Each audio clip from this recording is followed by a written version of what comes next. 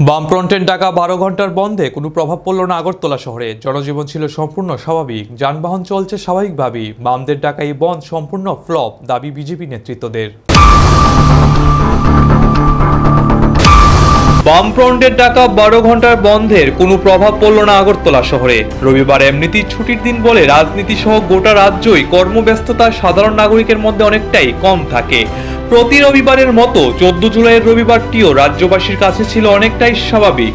এদিন সকাল থেকে সংখ্যায় কিছুটা কম হলেও স্বাভাবিক ছিল যান চলাচল।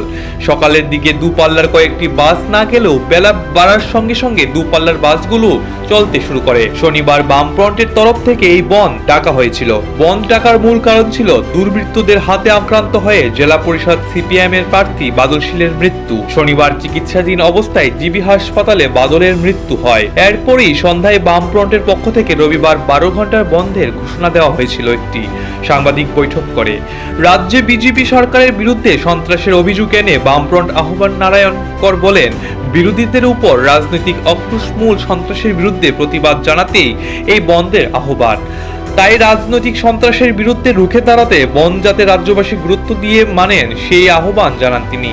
এক্ষেত্রে আরো বক্তব্য ছিল, শাসক দল যেভাবে রাজ্যকে পরিচালনা করার চেষ্টা করছে সেভাবে কোনো গণতান্ত্রিক সরকার চলতে পারে না। রাজ্যবাসীর উপরে দলীয় সিদ্ধান্ত চাপিয়ে দেওয়া রাজনীতি করছে শাসক দল। তাই এই বন্ধ যাতে সমর্থন করা হয় তার জন্য দলের নেতৃত্ব আহ্বান জানিয়েছিলেন, কিন্তু তাদের আহ্বানে সাড়া দিতে দেখা গেল না আম নাগরিকদের, যার ফলে বন্ধ ডাকা হলেও অন্যান্য সময় বন্ধের দিন সকাল থেকে যে নিস্তব্ধতা দেখে রাজ্যবাসী অভ্যস্ত সে জায়গায় সকাল থেকেই ছিল এক ভিন্ন রূপ।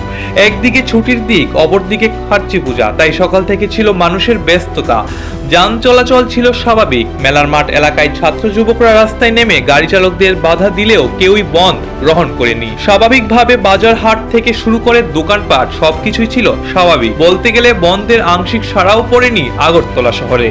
এমনকি আগরতলা শহরের প্রধান বাস স্ট্যান্ড নাগেরজোলা, রাধানগর সহ সব জায়গা থেকেই দূরপাল্লার বাসগুলি চলাচল স্বাভাবিক ছিল।